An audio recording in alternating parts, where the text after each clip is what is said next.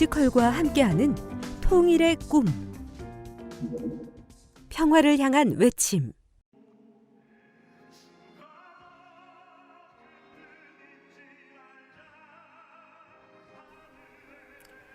안녕하세요, 박성윤입니다.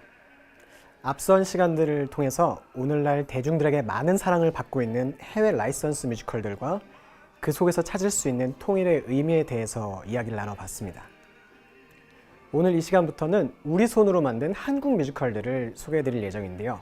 아무래도 라이선스 뮤지컬보다는 정서적으로 조금 더 와닿는 부분들이 있을 것이라고 생각됩니다.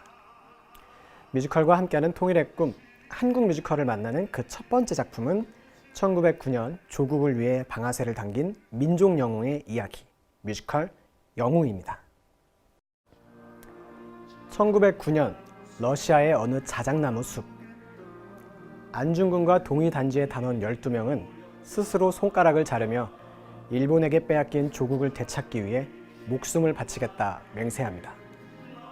한편 명성황후의 마지막 궁녀 서리는 황후의 복수를 위해 게이샤로 위장하여 이토 히로부미에게 접근합니다. 그녀로부터 이토 히로부미가 만주로 간다는 정보를 전해들은 안중근은 이토 히로부미 암살 작전을 실행하기 위해 동료들과 만주로 향합니다. 만주에서 이토 히로부미 암살을 위해 정보 활동을 펼치는 안중근과 독립군은 만두집을 운영하는 중국인 왕예이와 그의 동생 링링의 도움으로 일본 경찰의 추적으로부터 여러 차례 위기를 넘깁니다. 하지만 이를 눈치챈 일본 경찰이 왕예이의 가계를 급습하고 결국 왕예이는 살해당합니다. 자신 때문에 왕예이가 죽임을 당했다는 자괴감에 빠지는 안중근. 하지만 이내 뜨거운 눈물로 이토 히로부미를 저격하고 빼앗긴 조국을 되찾겠다는 맹세를 합니다. 한편 서리는 만주로 향하는 기차 안에서 이토 히로부미를 암살하려 하지만 실패하고 자신의 존재가 큰 뜻을 그르치는 결과로 이어질까 하는 마음에 이토 히로부미가 탄 객차에 흰 손수건을 달아놓은 채 달리는 기차에서 뛰어내려 스스로 목숨을 끊습니다. 운명의 10월 26일 오전 9시 하얼빈역.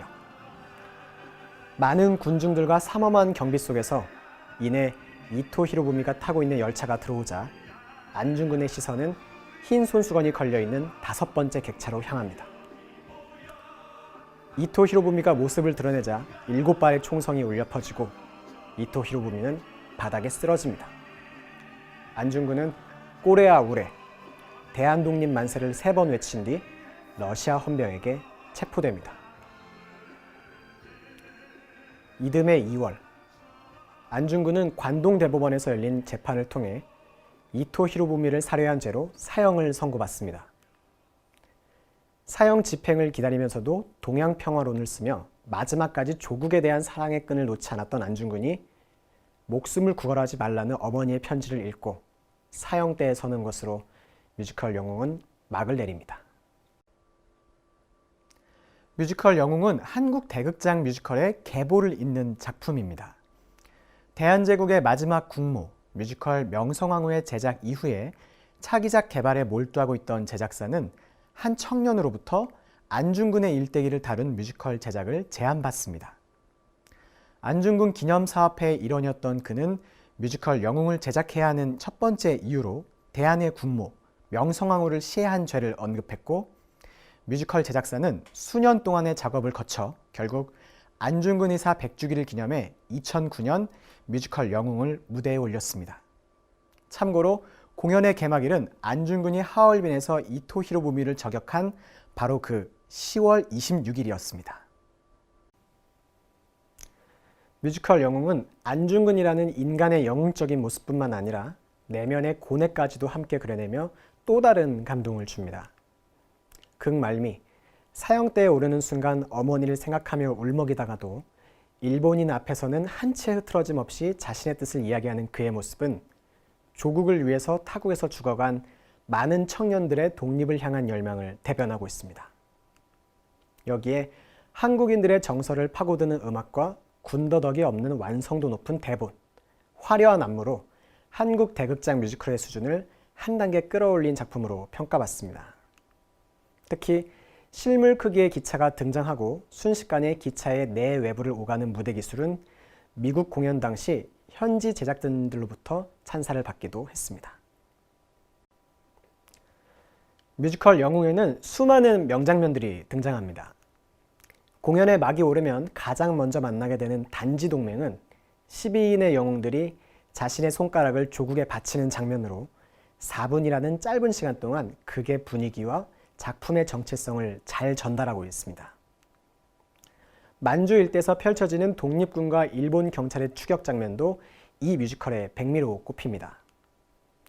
관객들은 보기만 해도 아찔한 철골 구조물을 맨손으로 오르는 야마카시, 고난이도의 아크로바틱 동작으로 구성된 안무가 펼쳐질 때 한순간도 긴장의 끈을 놓지 못합니다.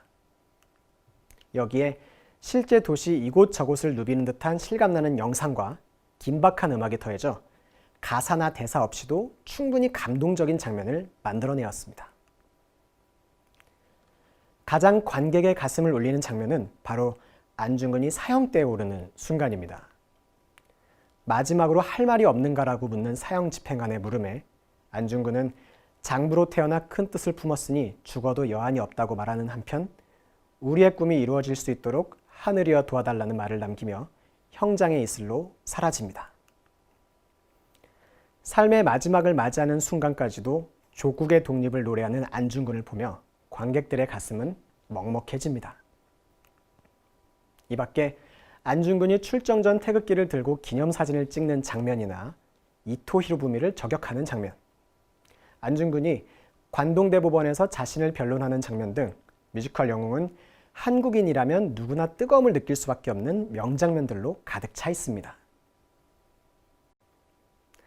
뮤지컬 영웅은 2009년 한국 뮤지컬 대상과 더 뮤지컬 어워즈 시상식에서 각각 최우수 작품상을 포함한 6개 부문을 수상하며 당시 해외 수입 뮤지컬의 혈안이 되어 있던 한국 뮤지컬 시장에 큰 귀감이 되었습니다.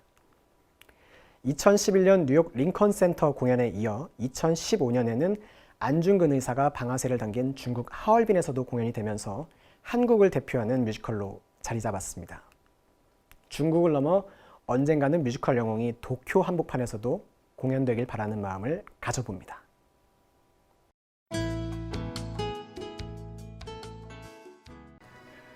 안중근 의사가 류순 감옥에서 집필한 동양평화로는 미완성의 작품입니다. 안 의사는 이를 완성하기 위해 사형 집행을 연기해달라고 재판부에 요청했지만 받아들여지지 않았습니다. 그러나 남겨진 글만으로도 그 대의는 충분히 짐작할 수 있습니다. 바로 동양의 평화를 위해 한중일 세 나라가 서로 존중하고 협력하는 것.